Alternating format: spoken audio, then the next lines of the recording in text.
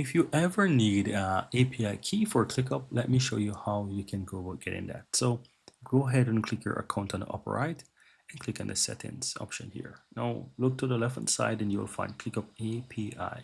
If you click on that, you can easily find the API documentation here, but just click the create an API right here, create an app, and you give it a name, guys. So I'm gonna call this one, let's call it Drew app, whatever it is, right? Now, once you give it a name, you will need to go ahead and enter a redirect link, and that could be whatever. Now, for the purpose of this tutorial, I'm gonna just enter this redirect link right here. I'm just use the same link.